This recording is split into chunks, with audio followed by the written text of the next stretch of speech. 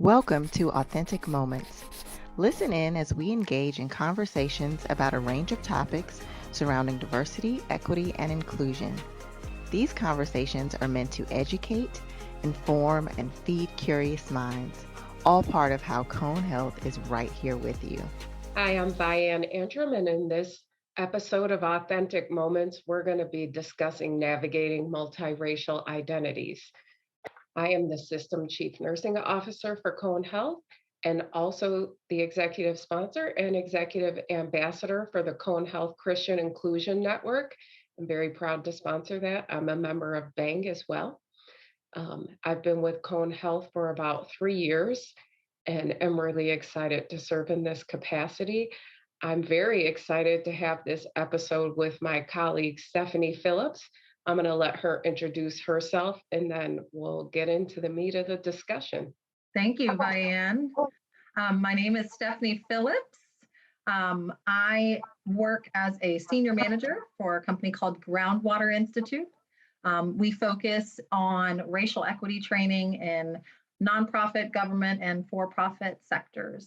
So maybe we can start out with each of us just talking a little bit about our racial identity and kind of how it's perceived by others and if there are any differences when you go different places. So you want to kick us off, Stephanie?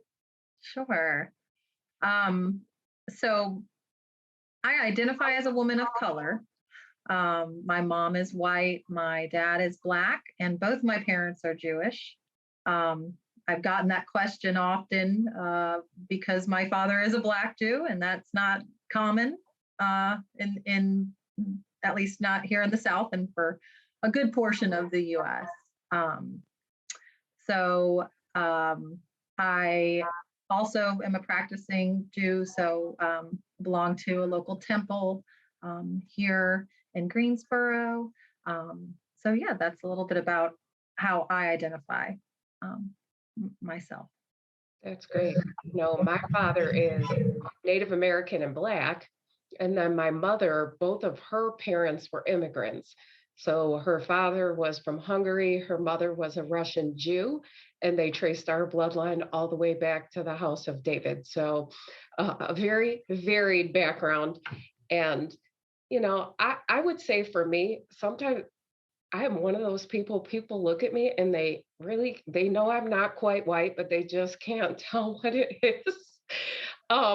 So I get questions a lot like, oh, Vi-Anne, what ethnicity is that name? And it's really not, because I was named after my grandmother, whose name is Violet, and my mother's middle name is Anne, and she just kind of put them together, and that's how I got my name. So sometimes people try to ask a question like that. And it's really interesting because living in this space, you never really feel like you quite belong anywhere. So that's what I would say happened to me on the rise growing up. At different points in times when you were achieving stuff, people wanted to claim you as part of theirs. And when you didn't serve a purpose, then it was like, okay, well, we're done with you. And interestingly enough, when we travel, like if we go to Florida or anything like that, people always think I'm Hispanic. And so people will run up to me and start speaking Spanish. And so it's just interesting skin to live in. But it's really given me a great perspective and understanding of a lot of different things. And, I think as an overall, my faith was really how I kind of reconciled all of those things. Like, okay, God made us all, and all of the people that reside within me and my makeup, Sure. all come from Him. So that's kind of how it went for me growing up. How about you? It's interesting you brought up faith and because being a woman of color and typically in a temple, you usually, at least here, are going to see more white people. So growing up, I was raised in DC, And so DC's definitely, I mean, the nickname is Chocolate City. So we've got some diversity in DC. And I always knew that Jews came in all sorts of colors, right? So you could have an Ethiopian Jew, and then you could have your Russian Jew, right? And those definitely range. And then you could have somebody who's Jewish like me. So when we would go to temple or high holy day services growing up, I would see a few, specks of color within services, but not a whole lot. And I think about growing up and trying to understand how to identify myself. And one memory that really stands out for me is when I was in, I think, 5th grade, and we were doing one of those tests, and you had to fill out the bubble of your race. And that was my first experience with trying to say, what do I put here? I hadn't seen a bubble like that, or maybe my parents had filled it out for me and I just, wasn't aware. And this time it was on me to decide. And I was like, okay. So I went to my teacher. She was a Black woman. And I said, what do I circle here? Because you were only supposed to circle one. And she was like, what do you mean? And looked frustrated with my question, but I didn't know what to put because you could only circle one. And I was like, well, my mom's white, my dad's Black. Which should I circle? And she's like, you circle what your mother is, in this very angry, frustrated voice. And I was like, okay. And so I circled white. I didn't feel white or that was solely how I identified, but I wanted to do what the teacher said. So I circled white. I've never circled white again, but so that was... I usually go for other or two or more. That's usually what I'm, filling in the blank on. But, back then they didn't really have the other option or the multiracial option. And so, yeah, what do you They pick? didn't. For me, as a kid growing up, I was like, well, if I have to pick one, I mean, usually I would just pick the Native American because I have enough Native American in me to vote in tribal elections and things like that. But yeah, it's just, it is an interesting experience. And, I can remember my one friend. So growing up, I lived in like a real diverse neighborhood. And so all the kids would make fun of you. I mean, I got called zebra, Oreo, half-breed, like all stuff. But, the usual. They were the kids that you played with, right? And so they didn't really mean anything by it. It wasn't mean-spirited when they said it. So I never really kind of got offended about it. But when I was 12, I went to my friend's birthday party. She was white, and it was out in a suburb, a very predominantly white suburb. And two of her uncles were there. They were one was in their 30s, I would say, and the other one in their 40s. And I happened to be outside with her. And they just looked at me with the death glare, and they said to my friend, why'd you bring this half-breed, you know what? And wow. To here. And that was like really the first time I experienced real racism, is what I'll say. Because, the kids that I played with, I didn't really kind of take that to heart too much. But there was real hate behind it. Like there were feelings behind that. They resented the fact that I existed. And certainly that I was like a less than worthy human being in their presence. Wow. Yeah. So, and you heard them. Yeah.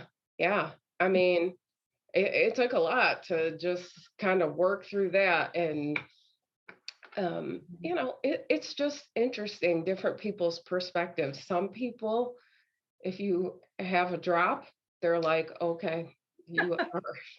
They'll accept you, right? And then some. Yeah.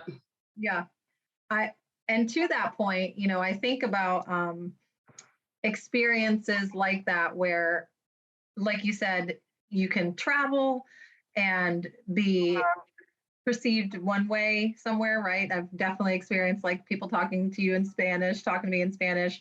Um, but I also get everything under the sun, from like, are you Middle Eastern to you're just black.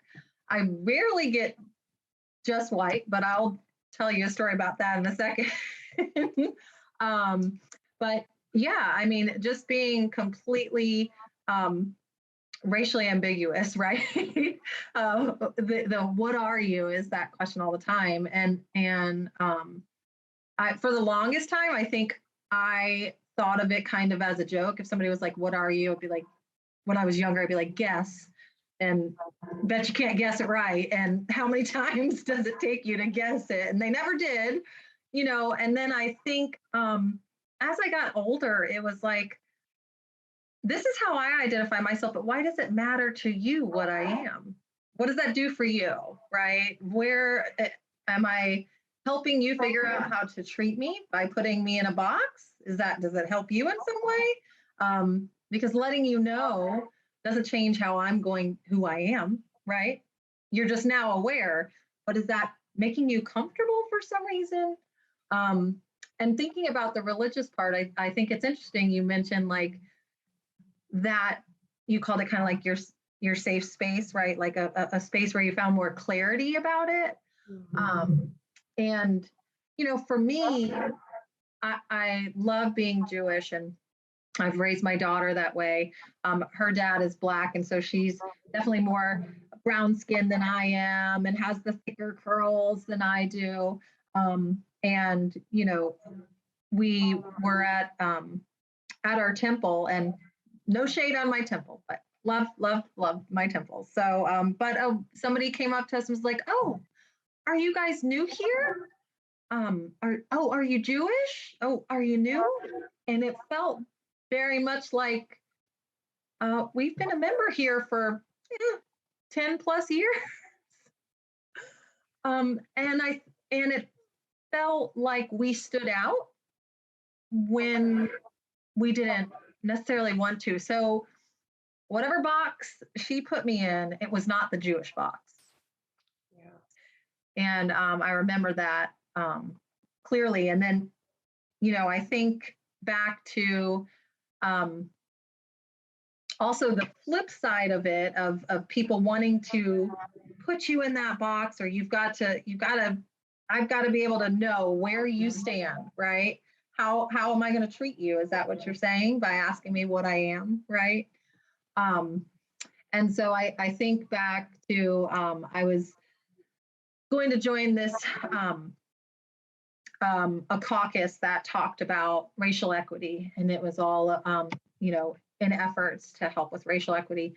And these caucuses meet a white caucus and then a person of color caucus, because it's helpful sometimes to be able to be in a comfort zone, to be able to talk about strategizing and that sort of thing with people who you feel comfortable talking to. So, and I was asking the person, "Oh, can you send me the information about the caucus?" And it was a white woman. And she said, she sent me the white person caucus. And I was like, no, I'm a person of color. Like I wouldn't feel comfortable being in the white caucus. And she was like, "Oh, I'm sorry. I thought you were white." And then her one of our co-colleagues, I asked him, and he's a person of color, and I was like, are you, do you view me as white? And he was like, "Yeah, I thought you were." And this was the first time in my life that I had been thought of that way, because I, like you, had experienced, prejudice, racism growing up in different ways, felt as though I walked through the world under as a person of color. And these two people were like thinking I was white. And I was offended. I'm just being honest. I was like, wait, And it was on Zoom, so we were not in person. And so I was like, how am I perceived? And I was asking a fellow colleague who had known me a little longer. She's like, you're a Black girl. So you just never know how you're going to be perceived. I feel like when you have multiracial identities, right? Yeah, exactly. I mean, I've definitely got the gamut. And, sometimes when people are like, well, what are you? I'm like, Heinz 57, glorified mutt. Right. I mean, but I think back, my great grandfather came over on the slave trade, came through the Netherlands. So like my maiden last name was Van Dunk. It actually was Van Dunken, and it got shortened when they made it over here. But my great grandfather came over as a slave. Right. And, and then of course my great grandmother was Native American, and it just kind of flowed that way. But it's really interesting to see how people perceive you and how they respond to you. Now, I'm super light, so sometimes I will have people mistakenly think that I am fully white. And so they may be flinging some derogatories that it's like, whoa, time out here. No, we're not in the same camp here. Just let me let you know right now. That's no. Pump the brakes. That's not okay.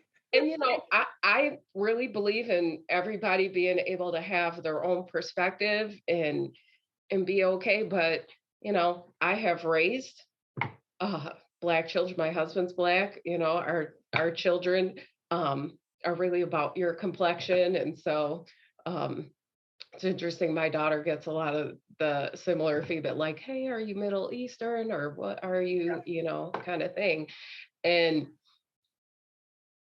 I'm about a world where everyone can succeed and do and be, and not have to be ashamed or afraid because of who they are. I'm from Buffalo originally, and so the shooting at that Tops, where 10 people were killed just because of the color of their skin. Wow. Like that is not okay. My son still lives there. My in-laws live there.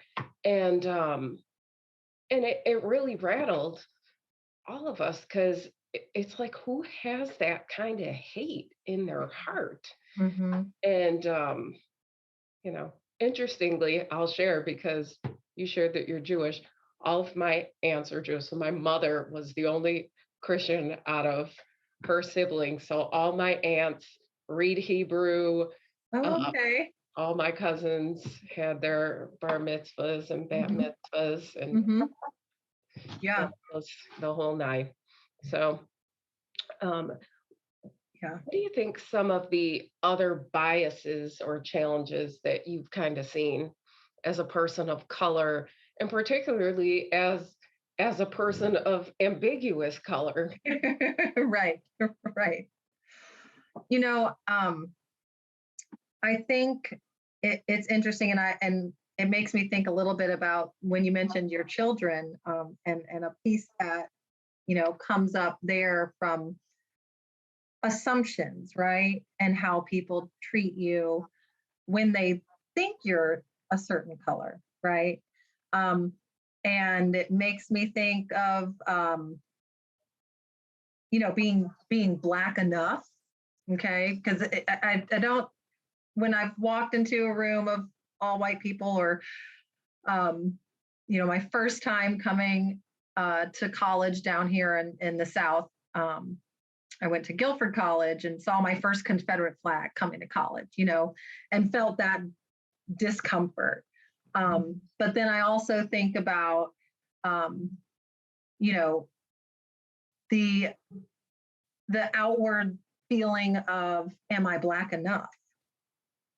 And I think that's a piece that's important that comes into it, because, of course, there is colorism within really any community. But in the Black community, there definitely is. And so, if you're pulling your Black card, as they say, right? Do you know about, I'm going to throw out there, fat bat meat, or something that makes you feel like, are you Black enough? Do you know about it? And I think that's something that I've experienced a lot, and had to learn, whether it was not to get too defensive, and then also wonder where's that come from, right? And where does that need come from to make somebody feel as though they're not this enough or that enough in terms of a certain race? And what does that do for the other person? And I can't answer that question because I'm not them, right? Right. So, I don't want to speculate on thoughts about that, but I also think about the assumptions, right? Because there could be somebody who's fully Black, we'll put quotes around that, right? That is as light as me or as light as you, and, would their card be pulled as well? Maybe, right? Does that make you feel like you're not accepted? Yeah. Like where do I lie, right? Is it, or should Vi-Anne and I be on our island alone with the other mixed people out there, right? But I feel drawn to, identifying as a person of color, especially walking through the world and feeling that way when we walk into, a school, any situation, a store, right? Are you being looked at? And I think about also an experience that I'll share with you. You mentioned your kids, and I think of my daughter, who also had a bat mitzvah, but she's definitely a browner girl. If you would, common perception would be that she's just a Black girl. And so she was in elementary school, and they were preparing for a holiday concert and talking about the different, songs that the kids were going to sing. And it was the librarian who was like over putting together the holiday concert. And she said, okay, here's the list of songs. We're going to sing, this one and that one, and Santa, this and that. And she said, well, we won't be singing any, Hanukkah songs because nobody's Jewish here. And my daughter said, she's like fifth grade. She's like, excuse me, I'm Jewish.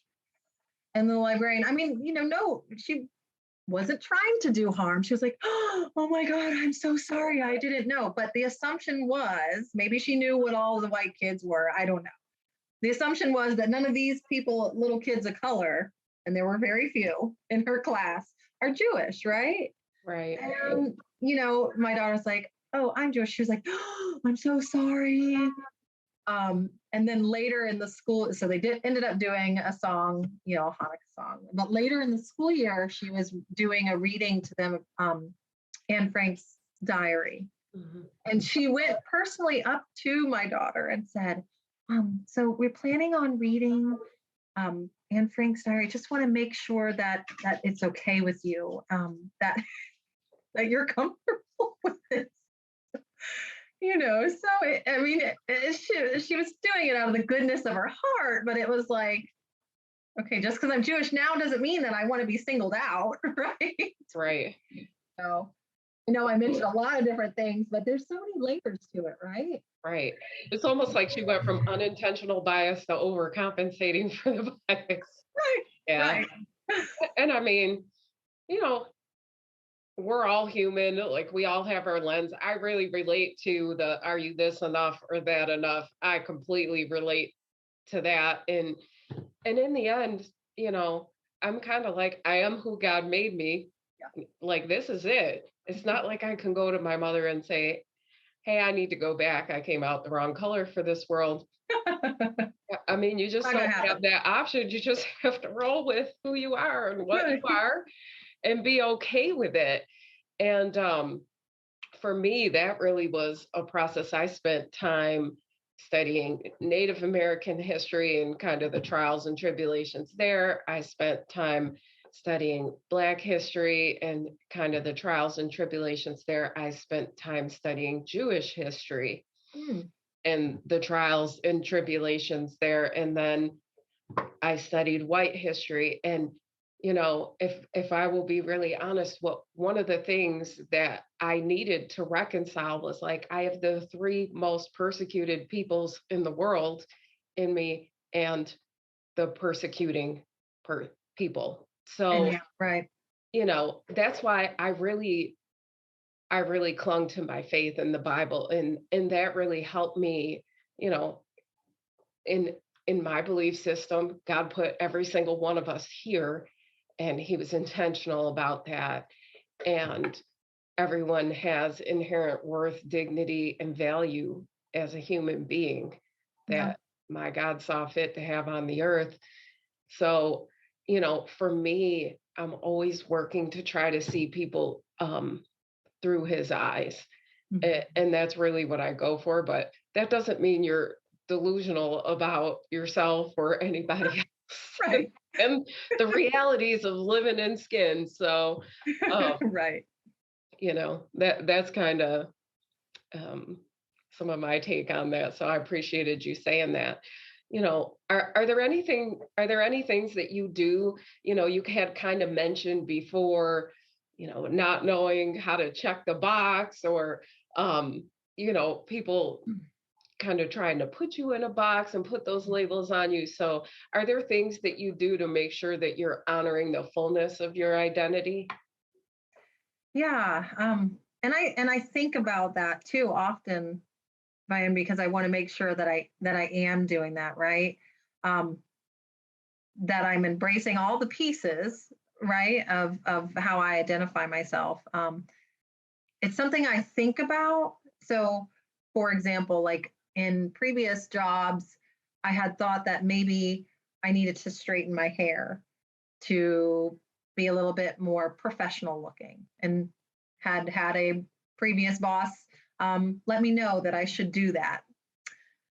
Now I'm like, nope. this is what it's going to be, right? Like my identity, like this is part of being a woman of color, is having the curls and the frizz, right? So I think that's one way that I do, is saying, you know what, I'm not going to try to whitewash myself, right? Or pass. It's not necessary. And then another thing that I think I do a little bit more is like just wearing it, and I'm not wearing it now, but like I have a necklace with a Jewish star, and then also with a hive, which is a symbol meaning life. And wearing that in places that I know I may get looked at. Like, that necklace, that is she Jewish? Not a cross there, right? And so like just embracing and being okay with that. And then I will say, that I think sometimes I live about 20 minutes outside of Greensboro, in a rural area, right outside Greensboro. And so I think some of the times, the grocery store I shop at, love my grocery store, but it does have that very Southern feel of I'm a minority in my grocery store, heavily a minority in my grocery store. And so feeling comfortable walking in there with a shirt that may say Black Lives Matter on it, or, Black Wall Street still exists, and just doing it, and and saying, hey, there may be some, I may get a look, but I don't care. So those are a few ways that, little ways, right? That's right. It's all about it. Yeah. About the little things. I like to do some of that stuff too. And similar to you, I mean, I had an image consultant straight up tell me that my hair was not attractive and I should wear a wig or consider weave. Oh, yeah. And I thought, but you know what? This is the way it grows out of my head. Right. And, like Right. sometimes I wear them because I want to, but I'm not ashamed of how my hair is or what my heritage is or my family or my history or any of that. And I'm pretty open about having discussions, so I'll listen to anybody. I'm pretty open-minded, but I'm also that girl. Don't ask me unless you really want to know, because I'm gonna tell you what I think. And so I think those are some great ways to, and I'm very much a champion for diversity, equity, and inclusion, but also belonging. Because, I think as someone of a multiracial background, that is the piece, that is the missing piece. Oftentimes, there will be times that you feel like you belong, and then there will be times that you feel like you just don't fit anywhere. Right. And, Mm-hmm. Almost that you're an anomaly, I would say, in some people's minds, an abomination, And others, yeah. Yeah. Yeah. So, that's just an interesting place to be. So it's always on my mind too. And I've never really been able to identify as white. I grew up north, and it was very clear to me from a young age that is just not how I was seen. And it's interesting coming to the South, because down here they're like, well, you're super light. So Yeah. you could be white. I don't know. And so it's really interesting, because I've only been here for 3 years. So Oh, the majority of my life was spent in New York. And, there it was very predominant, like, you are a person of color, treated like a person of color. And that's that. So coming here and, um, that has been an interesting dichotomy, where some people are like, yeah, you are a person of color. Some people are like, no, you're not. And some people are like, I don't really know, but you're a decent person. So we'll flow with it. we'll go with it. Yep. So it's just great. And I think it is important for people to understand how people from multiracial backgrounds kind of view the world, see things, experience the world. I would say it's a different lens than when you fall predominantly into, one race, or at least you appear to fall predominantly into one race. And so then, just like what you said, people are, putting you in whatever the box is in their mind. And, so I think this is an important conversation to have. Yeah. And, those experiences vary. My son, who, is lighter, but he definitely looks like a person of color. When he was 18, he had a car. No, it wasn't the greatest car, but he was taking one of his friends, who happened to be a white girl, in a church parking lot to help her get some driving practice. And a cop pulled in just to ask what he was doing, if that was really his car, if he belonged there. And I really just think it was the fact that he didn't like the fact that my son was in the car with a white girl. Yeah. He had a problem with it, because really they weren't bothering anybody. They're driving around in an empty parking lot. And he really had no reason to go in there and do that, other than to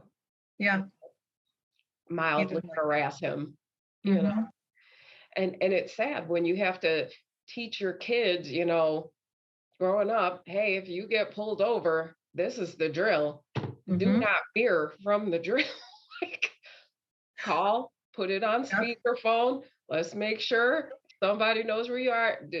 Your, insurance thing, put it in the visor. Do not reach for the glove compartment. Hands on the steering wheel. Yes, sir. No, sir.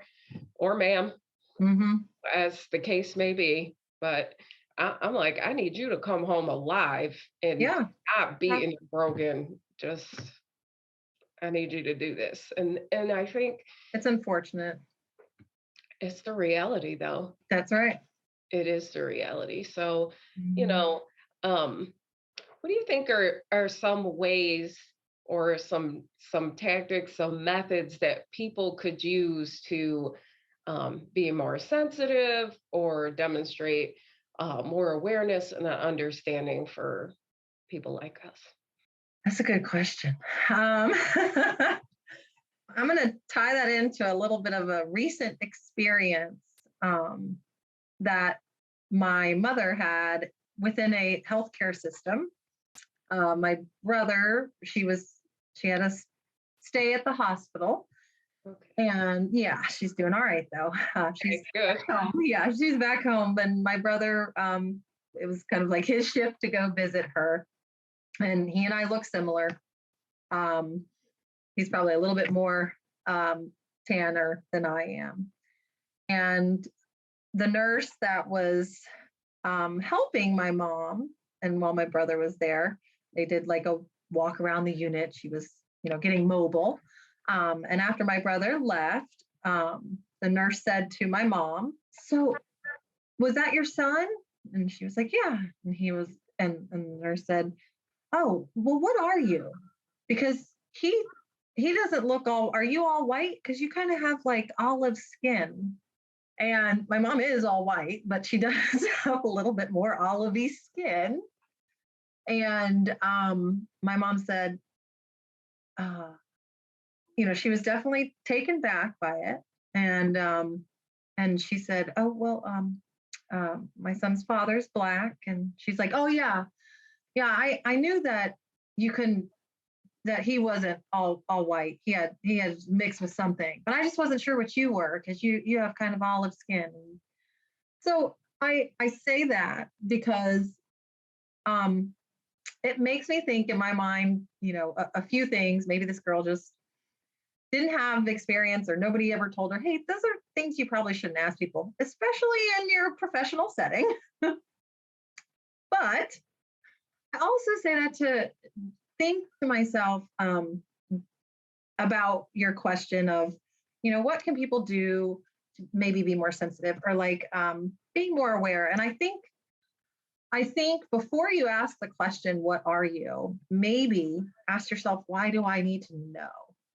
Right? Like, what will this do for me to know more about Vi-Anne? If I ask her, "What are you, Vi-Anne?" Or, "What's your ethnicity? Where are you from?" Right? We know what those questions really are about, right? "You from here? Were you born here?"